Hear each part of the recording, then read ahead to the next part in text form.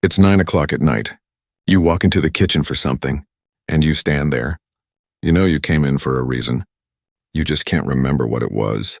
Maybe it was a glass of water. Maybe it was your reading glasses. Maybe it was nothing at all.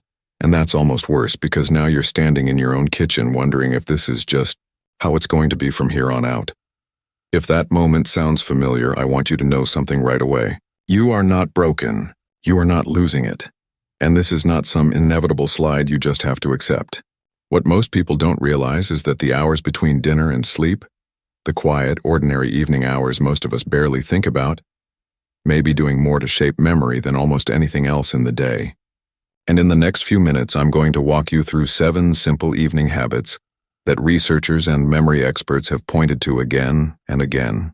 Nothing complicated, nothing expensive, just small shifts to how you spend your evening. And one of them, the one most people skip without even realizing it, may matter more than the other 6 combined. Stick with me because I'm going to save that one for later. Let's start with why the evening matters so much in the first place. During the day, your brain is like a busy office, taking in phone calls, emails, conversations, decisions one after another. It doesn't get much time to file anything away properly. Sleep is when that filing happens. Scientists call it memory consolidation. And it's essentially your brain sorting through everything that happened that day, deciding what's worth keeping, and quietly tucking it into long-term storage. Here's the part that surprises people. This filing process doesn't start the moment you fall asleep. It starts to be shaped by what you do in the hour or two before bed. So if those hours are chaotic, overstimulated, or rushed, your brain walks into the night already at a disadvantage. That's the real reason evening habits deserve so much more attention than we usually give them. The first habit is one you've probably heard whispers about. But let me explain why it actually works, not just that it does. It's stepping away from bright screens at least 30 to 60 minutes before bed. Now, I'm not going to lecture you about willpower here, because that's not really the issue. The issue is light. Your brain uses light as a signal to decide whether it's daytime or nighttime, and bright screens, and especially phones and tablets held close to your face, mimic daylight surprisingly well. That confuses the internal clock that helps regulate deep restorative sleep, the very stage of sleep where memory consolidation does its best work. So it's not that scrolling through your phone at night makes you forgetful directly. It's that it can quietly rob you of the deep sleep your brain needs to store the day's memories properly. A simple swap that many people find easier than they expect is trading the last hour of screen time for something low light and calming. A physical book, quiet conversation, or simply dimming the lights in the room you're in. The second habit surprised even me when I first learned about it, because it seems almost too simple to matter. A short walk after dinner. Not a workout. Not anything strenuous. Just 10 to 15 minutes of easy walking. Maybe around the block or even just around the house and yard. Here's why this one small habit does double duty. Gentle movement after eating helps the body manage blood sugar more smoothly. And researchers have increasingly linked steadier blood sugar levels with better brain function over time, since the brain relies on a steady, well-regulated energy supply to work efficiently. On top of that, a short walk in the early evening, especially if you catch a little natural light before sunset, helps reinforce that internal clock we just talked about, making it easier to fall into deep sleep later. 2 birds, 1 habit, and it costs you nothing but 15 unhurried minutes. Now here's where I want to pause and tease something, because this next point trips up more people than you'd expect, and almost nobody thinks about it as a memory habit at all. It has to do with what's on your plate at dinner, not a rule about cutting anything out, but something you might actually want to add. I'll get into the specifics of it shortly, but first let's talk about the third habit, because it ties in directly. The third evening habit is keeping dinner on the lighter side and finishing it earlier rather than later. This isn't about weight or dieting, it's about giving your body enough time to fully digest before you lie down. When we eat a heavy meal right before bed, the body has to split its attention between digesting food and preparing for restorative sleep, and it often doesn't do either one particularly well. Many sleep researchers suggest finishing your last substantial meal at least 2 to 3 hours before bedtime when possible. This gives your body room to settle, and settled digestion tends to mean fewer middle-of-the-night wake-ups, which matters enormously for memory. Because every time sleep gets interrupted, the brain has to restart parts of that overnight filing process we talked about earlier. Now about that dinner plate. Here's something worth knowing. Certain foods in the evening may offer more than just a full stomach. Leafy greens like spinach and kale, walnuts, and foods rich in magnesium such as pumpkin seeds have been the subject of ongoing research into brain health and relaxation.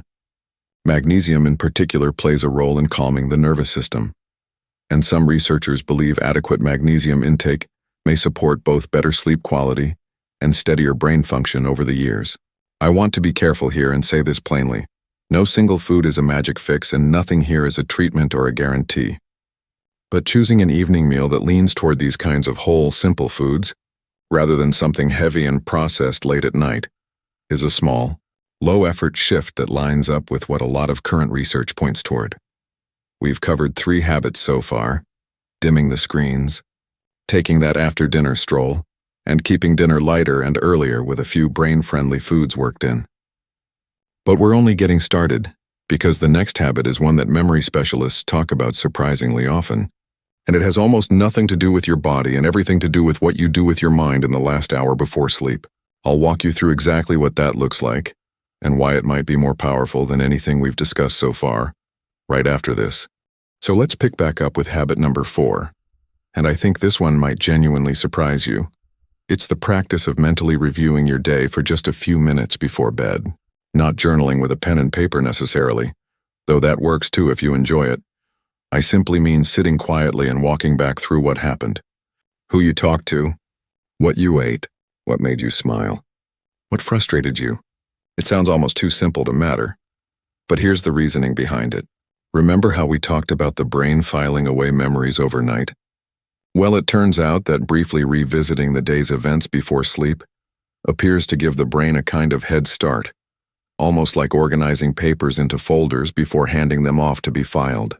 Some researchers who study memory in older adults have found that this kind of gentle reflection may help strengthen the neural connections tied to those memories, making them easier to recall later. You don't need anything fancy for this. Just 5 quiet minutes, maybe sitting in a chair by your bed, thinking back through the day almost like flipping through a photo album in your mind. The 5th habit is one that ties everything else together, and it's simply this: going to bed at roughly the same time every night. I know. After 4 habits about food and screens and reflection, keep a regular bedtime might sound almost too basic to bother mentioning. But hear me out, because the science behind this one is genuinely compelling.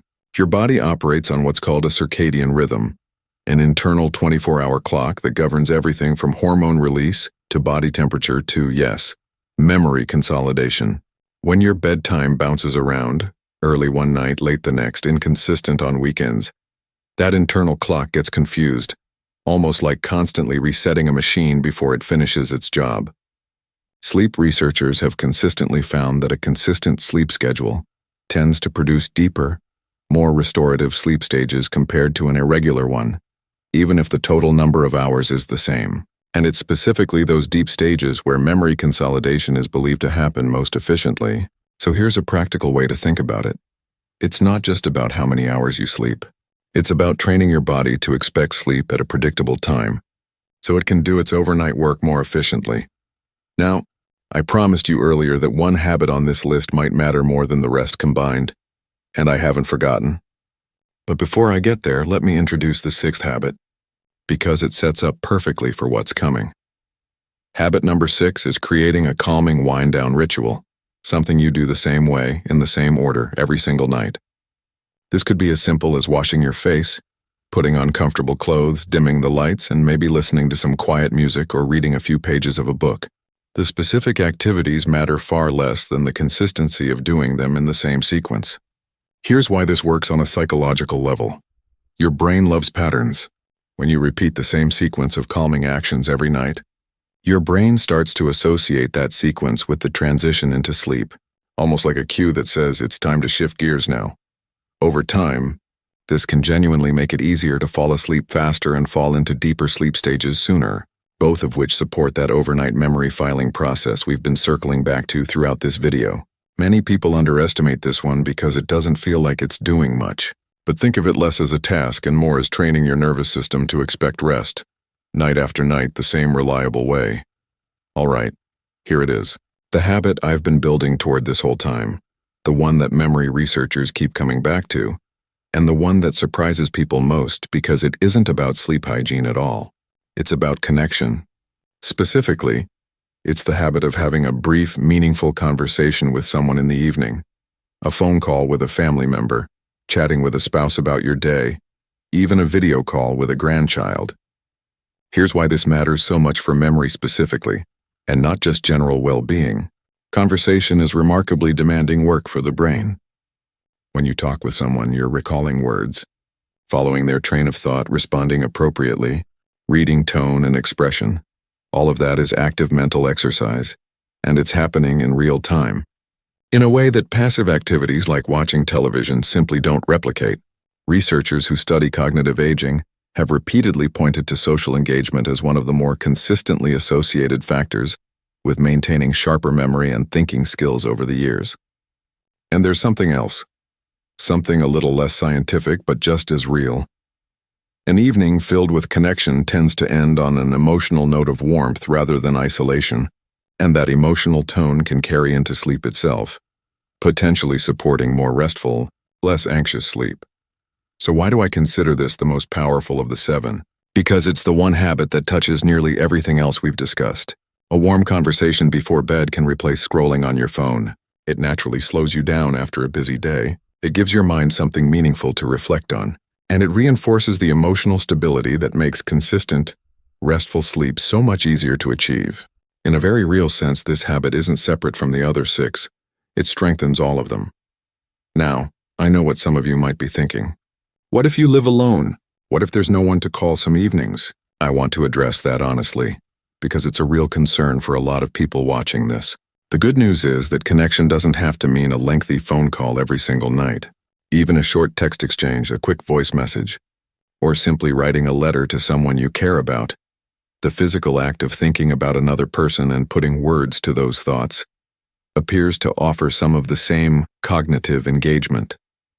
And on nights when none of that is possible, simply reflecting on a meaningful relationship, thinking through a happy shared memory, seems to activate some of those same warm, socially oriented parts of the brain. It's not a perfect substitute, but it's a meaningful one, and it means this habit is available to nearly everyone, regardless of circumstance. We've now covered all 7 habits: dimming the screens before bed, taking a gentle walk after dinner, keeping dinner lighter and earlier with a few thoughtfully chosen foods, reflecting briefly on your day, keeping a consistent bedtime, building a calming wind-down ritual, and finally that quiet, connecting conversation that ties it all together. But I want to be honest with you about something important before we wrap up, because there's a difference between hearing these habits and actually putting them into practice, and that difference is exactly what we're going to talk about next. Here's the honest truth. Knowing these 7 habits and actually building them into your life are 2 very different things. I'd be doing you a disservice if I just listed them off and left you to figure out the rest on your own. So let's talk just for a few minutes about how to actually make this stick, because that's where most people either succeed or quietly give up. The biggest mistake people make when they hear a list like this is trying to change everything at once. Tonight you dim the lights, skip dessert, take a walk, call your daughter, journal for 10 minutes, and go to bed at a completely new time. And by the 3rd night, it all falls apart because it was simply too much change too fast. Instead, experts who study habit formation generally recommend picking just one of these 7 habits to start with. Just one. Maybe it's the after-dinner walk because it's simple and doesn't require reorganizing your whole evening. You do that one thing, consistently for a week or 2, until it starts to feel automatic rather than effortful. Then and only then you layer in a second habit. This slow, steady approach might feel less exciting than an overnight transformation, but it's dramatically more likely to actually last. And lasting is what matters here. A habit you keep for 6 months does far more for your brain than a habit you keep perfectly for 6 days and then abandon. I also want to gently address something that I think holds a lot of people back, and that's the fear that it's somehow too late. Maybe you're 70 or 75 and you're thinking, well, this is nice information, but surely the window for this has closed. I want to push back on that thought as clearly as I can. One of the most encouraging things researchers have discovered over the past couple of decades is something called neuroplasticity. Essentially, the brain's ongoing ability to adapt, form new connections, and respond to healthy habits well into older age. This isn't wishful thinking. It's one of the more well-established findings in the field. It means that starting these evening habits at 60, 70, or 80 isn't too late. Your brain is still listening. It's still responding to the signals you send it every single evening. The only true mistake is deciding not to start at all. Let's also talk briefly about what this looks like on a realistic, average evening, because I think a concrete picture helps more than an abstract list. Imagine dinner wraps up around 6:30. Lighter than it might have been in years past, maybe with some leafy greens or a handful of walnuts worked in. By 7, you're out for a 15-minute walk around the neighborhood while there's still a bit of daylight left. Back home by 7:15, you might call one of your kids or a close friend for 10 minutes just to catch up. Nothing deep, just connection. By 8:30, the phone goes down and the lights dim a little. You spend a few quiet minutes thinking back over the day, maybe with a cup of decaffeinated tea in hand. Your usual wind-down routine kicks in, washing up, comfortable clothes, maybe a few pages of a book. And by roughly the same time every night, you're in bed. Nothing about that evening is extravagant or difficult. It's ordinary. That's exactly the point. These aren't grand interventions. They're small, repeatable choices that, stacked night after night, may quietly support the kind of sharp, engaged memory that so many people assume simply fades with age no matter what you do. I also want to be very clear about something, because I think honesty matters more than excitement here. None of these 7 habits are a cure, a guaranteed fix, or a promise that memory concerns will never happen to you. Aging is a real biological process, and everyone's path looks a little different.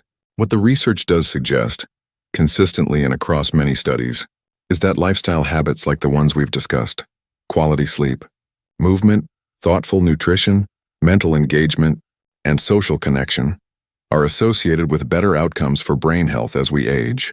Even if no single habit guarantees any particular result, that's not a disappointing conclusion. I actually find it quite hopeful. It means the everyday choices available to every single person watching this, regardless of income or circumstance, genuinely seem to matter. You don't need anything expensive or complicated. You need consistency, patience, and maybe a small nudge to get started tonight instead of someday. So let's bring this all together. Tonight, before you turn in, consider stepping away from your phone a little earlier than usual. Take a short walk after dinner if you're able.